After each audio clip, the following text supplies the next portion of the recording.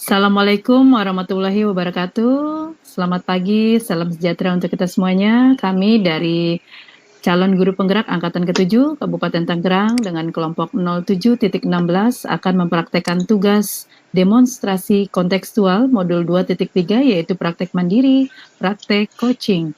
Sebelumnya saya akan perkenalkan diri saya dulu, yaitu saya Bunga T.S. Oktaviani MPD dari SD Negeri Kutabumi 1 sebagai observer, dan rekan saya Muhammad Dimyati Ali Arsyadi, saya sebagai coach dari SMP Negeri 3.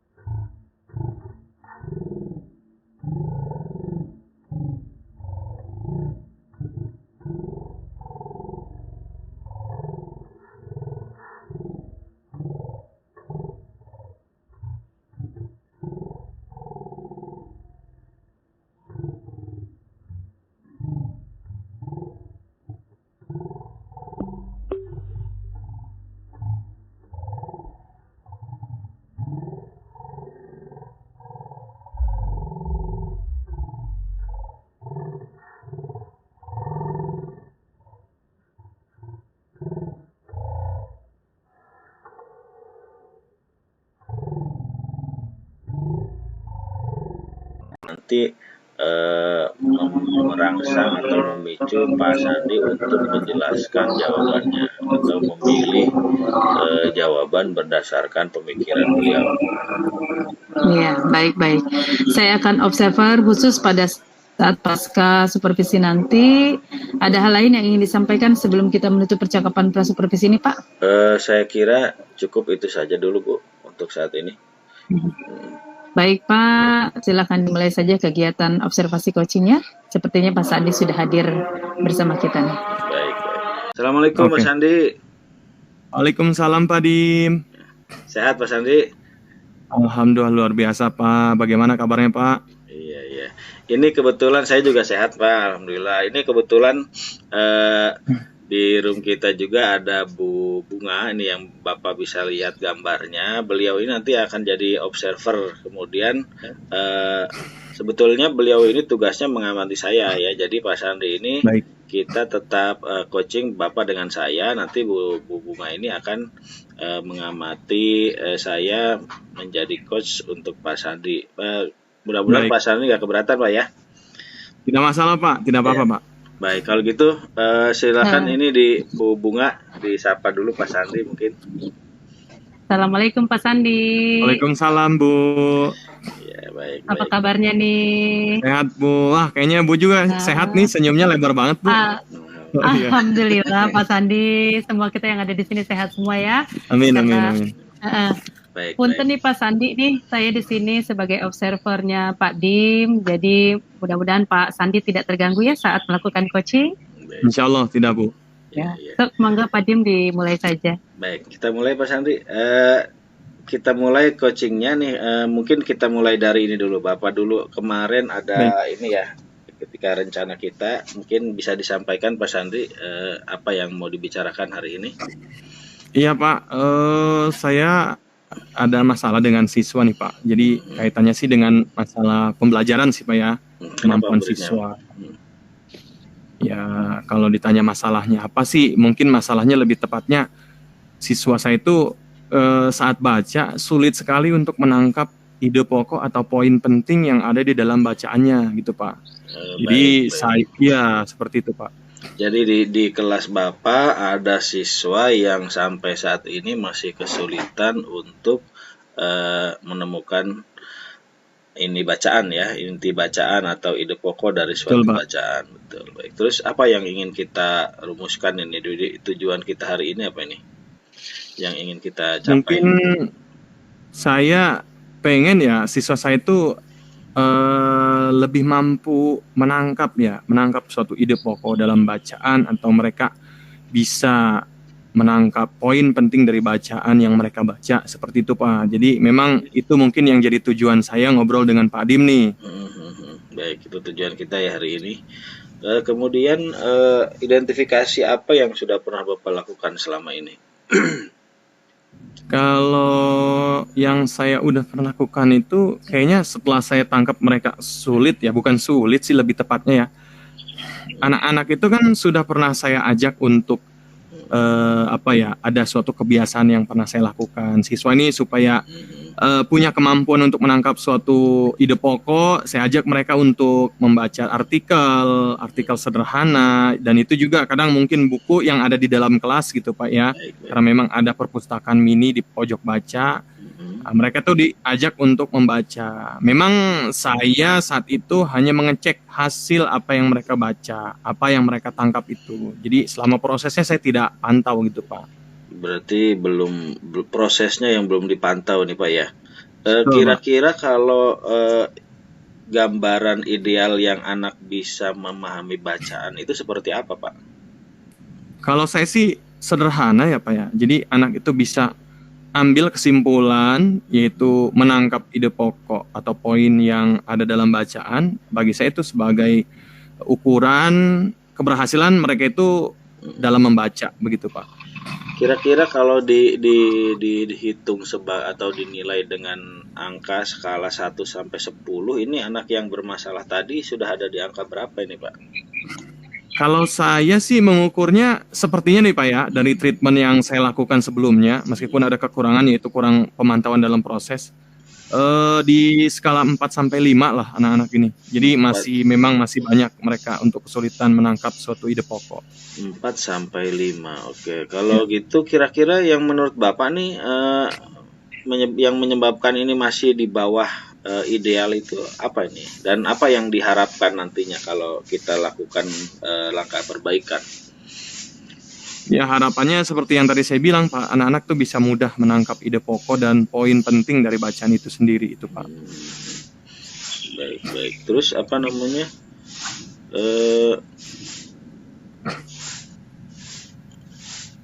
Mungkin ini bisa dibilang apakah dia tertinggal atau bagaimana tadi ya kalau dari hasil identifikasi Bapak nih. Kira-kira ada tahapan apa lagi yang bisa dilakukan? Kalau saya merencanakan siswa sepertinya bisa saya lakukan hal yang sama seperti yang tadi saya bilang, cuma mungkin prosesnya akan saya pantau begitu Pak, proses mereka membaca. Selain hasilnya saya uji, tapi mereka juga dalam prosesnya saya pantau gitu Pak. Kemudian juga saya mungkin koordinasi dengan orang tua Pak, agar mereka dibantu untuk bisa belajar di rumahnya, terutama dalam hal baca dan menangkap poin inti dari suatu bacaan itu Pak. Ya itu bagus itu Pak. Jadi ada tambahan treatment, yang pertama pengawasan tadi Pak ya, kemudian pengawasan dalam proses dan juga ada melibatkan orang tua jadinya nih Pak ya. Kira-kira yang mau dilakukan yang paling mungkin dilakukan saat ini yang mana nih Pak? Sepertinya dari kedua itu, dua-duanya mungkin saya lakukan Pak, karena memang tidak membutuhkan alat tertentu atau modal tertentu, tapi ya kegigihan saya dalam melaksanakan pemantauan ke siswa itu sendiri sih. Kemudian berapa lama kira-kira ini akan dicoba untuk ini ya, untuk tahap sekarang inilah gitu? Saya mungkin bisa ukur di 2 sampai 4 pekan lah Pak. 2 sampai 4 pekan lah. Insya Allah saya ukur 4 pekan lah, maksimal 4 pekan untuk mengetahui itu. Baik Pak, saya rasa Bapak sudah tahu nih solusinya apa nih ya. Jadi kayaknya coachingnya kita sudah bisa diperoleh solusi gitu Kak, Pak. Ya betul Pak. Jadi, sepertinya saya sudah bisa menangkap ya apa solusi dari masalah yang saat ini saya rasakan. Dan mungkin bisa nanti disediakan waktu Pak untuk meng-coaching saya lagi untuk memantau progres dan hasilnya gitu Pak. Siap Pak. Mudah-mudahan hasilnya sesuai harapan kita Pak ya. Amin.